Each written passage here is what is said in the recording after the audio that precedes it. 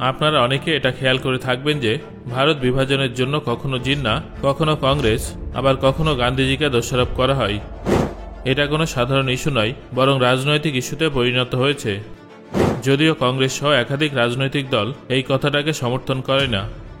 অন্যদিকে শাসক দলের অনেকেই গান্ধীজিকে বিভাজনের জন্য দায়ী বলে মনে করেন। কেন ভারত বিভাজনের জন্য কংগ্রেসকে দায়ী করা হয় সেটা কি জানেন?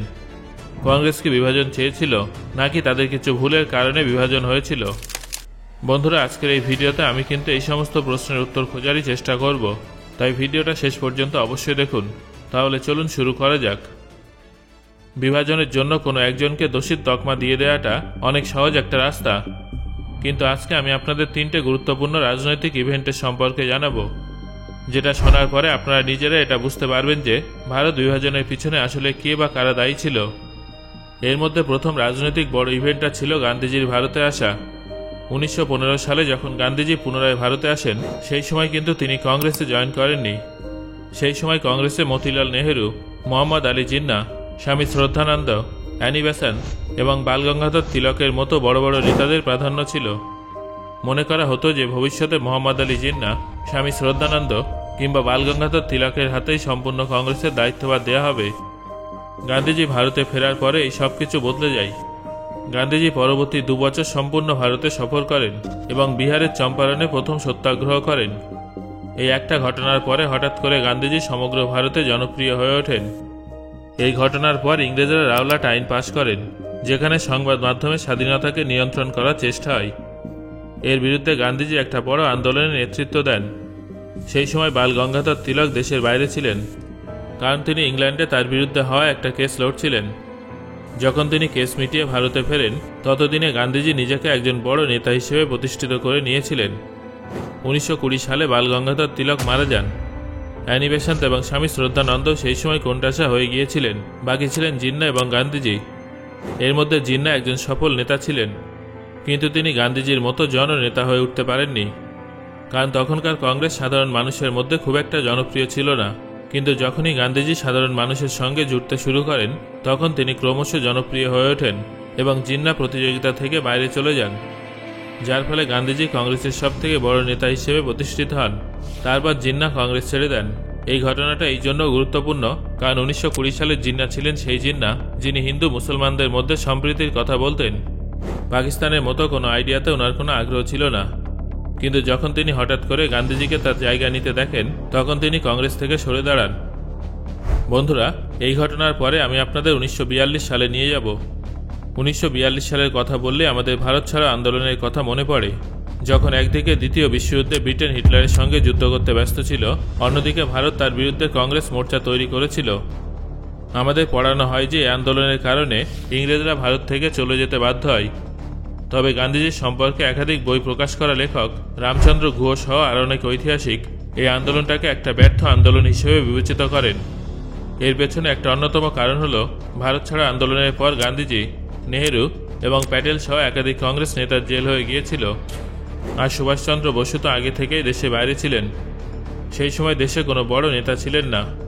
অন্যদিকে জিন্না মুসলিম লীগের হাত ধরে নিজের ক্যারিয়ারের দ্বিতীয় ইনিংস শুরু করে দিয়েছিলেন।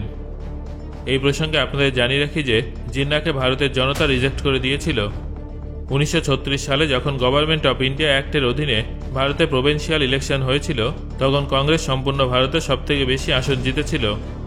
মুসলিম লীগ আশাবাদী ছিল যে তারা বাংলা এবং পাঞ্জাবে অবশ্যই জিতবে, কিন্তু সেখানেও তারা স্বাধীন পার্টির কাছে হেরে গিয়েছিল। পাঞ্জাবে ইউনিয়নিস্ট পার্টি জয়লাভ করেছিল এবং বাংলাতে কৃষক প্রজা পার্টি তাদের হারিয়ে দিয়েছিল। এই ভয়ে কংগ্রেস সম্পূর্ণ ভোটে 760খানা আসন পেয়েছিল, আর মুসলিম লীগ 109খানা আসন পেয়েছিল। আসলে মুসলিম লীগ অত্যন্ত ছোট একটা পার্টি ছিল, আর ভারতের মুসলিমরা তাদের প্রতি খুব বেশি আস্থাশীল ছিল না। তবে 1942 সালে একদিকে কংগ্রেস ভারত ছাড়ো আন্দোলন শুরু করে এবং সরকার থেকে ইস্তফা দিয়ে দেয়। অন্যদিকে মুসলিম লীগ ইংরেজদের সাপোর্ট করে এবং কংগ্রেসের অনুপস্থিতির সুযোগে তারা সাধারণ মানুষের মাঝে নিজেদের ভিত শক্ত করে তোলে। সেই জন্য যখন দ্বিতীয় বিশ্বযুদ্ধ শেষ হওয়ার পর কংগ্রেসের নেতারা জেল থেকে বেরিয়ে আসেন, তখন কিন্তু সমীকরণ বদলে গিয়েছিল। সেই সময় মুসলিম লীগ আগের তুলনায় অনেক বড় এবং শক্তিশালী পার্টিতে পরিণত হয়েছিল, যারা টেবিলে নেগোশিয়েট করতে পারত। এতদূর পর্যন্ত তাও ঠিক ছিল, কারণ তখন আশা করা হচ্ছিল যে কংগ্রেস এবং মুসলিম লীগ যুগ্মভাবে সরকার গঠন করতে পারে এবং বিভাজনকে আটকাতে পারে। 1946 সালে ডিসেম্বর মাসে যখন ইংরেজরা ঘোষণা করে যে তারা ভারত ছেড়ে দেবে, তখন একটা ক্যাবিনেট কমিশন তৈরি হয়, যেখানে মুসলিম লীগ এবং কংগ্রেস উভয়কে বসে এটা ঠিক করতে হতো যে ভারতের প্রথম সরকার কেমন হবে, সেখানে কারা কারা থাকবে এবং কিভাবে সেটা চালানো হবে। জিন্নাহ এবং মুসলিম লীগ ইংরেজদের সঙ্গে যুক্ত হয়ে মুসলমানদের জন্য আশ্বাসবাণী নিয়েছিল যাতে স্বাধীন ভারতে মুসলমানদের কোনো ধরনের ডিসক্রিমিনেশনের সম্মুখীন না হতে হয়। কিন্তু যখন নেহরু জিন্নাহকে এই ক্যাবিনেট কমিশনের অংশ হওয়ার জন্য আমন্ত্রণ জানায়, তখন নেহরু এই বিষয়ে অনড় থাকেন যে ক্যাবিনেট কমিশন আগের কোনো সিদ্ধান্ত এবং আশ্বাসবাণীকে মানবে না এবং প্রথম থেকে সমস্ত বিষয়ে সিদ্ধান্ত নেবে। জিন্নাহ জানতেন যে যদি পুনরায় সমস্ত বিষয়ে আলোচনা হয়, তাহলে দীর্ঘ কয়েক বছরে তিনি যে সমস্ত বিষয়ে সবাইকে রাজি করাতে সফল হয়েছিলেন, সেই সব বিষয়ে তাকে পুনরায় তর্ক বিতর্ক করতে হবে। যেহেতু ক্যাবিনেট কমিশনের বেশিরভাগ সদস্য হিন্দু ছিলেন, তাই তিনি এই ভয়টাও পেয়েছিলেন যে হয়তো তার অনেক দাবি রিজেক্ট হয়ে যাবে।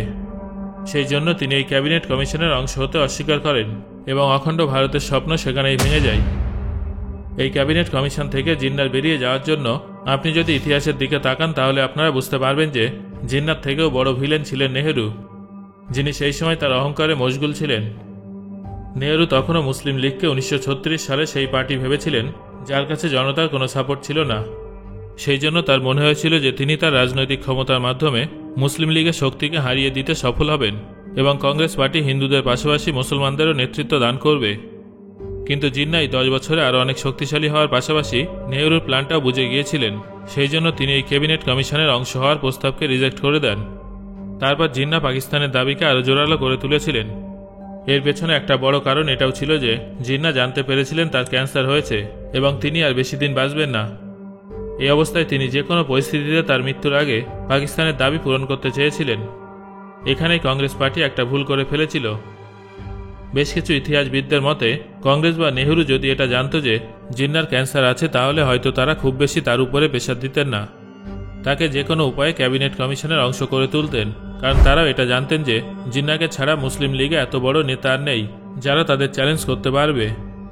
যদি 1947 সালে অখণ্ড ভারত স্বাধীন হতো, তাহলে 1952 সালের ভোটের আগেই জিন্নাহর মৃত্যু হতো।